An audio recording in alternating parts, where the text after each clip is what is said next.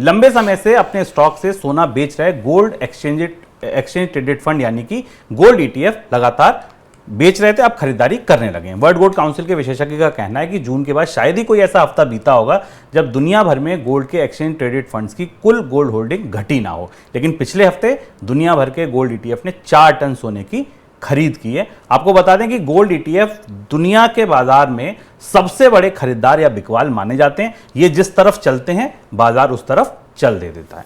Sir, क्यों नजरिया बदल गया अचानक गोल्ड ईटीएफ्स का? दो चीज़ें दिखती हैं। एक तो डॉलर की कमजोरी हमें दिखाई दी, क्योंकि बाजार में इस तरीके की संभावनाएं बन रही थी कि अमेरिका में ब्याज दरों में बढ़ोतरी की रफ्तार थोड़ी सुस्त हो सकती है। तो वो डॉलर इंडेक्स जो 110 111 पर था वो 106 107 पे आ गया। हालांकि कल से उसमें फिर बढ़ोतरी दिखाई दी है।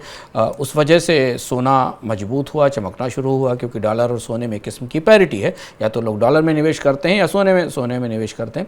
तो सोने की कीमतों में बढ़ोतरी दिखाई दी। दूसरा ये कि मंदी आने की संभावनाएँ काफ़ी गहरी होने लगी चारों तरफ, अमेरिका में भी, यूरोप में भी। और उस बीच में ईटीएफ के लिए गोल्ड एक बेहतर हेज के तौर पर उभर कर सामने आया है। ये ट्रेंड कितना सेटल होगा, ब्याज दरें अगर फिर बढ़ती हैं अमेरिका में और काफ़ी ताकत से बढ़ती हैं तो फिर डॉलर इंडेक्स की मजबूती सोने में गिरावट की फिर वजह बनेगी। लेकिन फिलहाल ईटीएफ ने अपना नजरिया बदला है। ईटीएफ शायद डॉलर ट्रेडेड सिक्योरिटीज से फंड से पैसा निकालकर अब थोड़ा पैसा गोल्ड ट्रेडेड सिक्योरिटीज में या गोल्ड में इन्वेस्ट करना शुरू कर रहे हैं।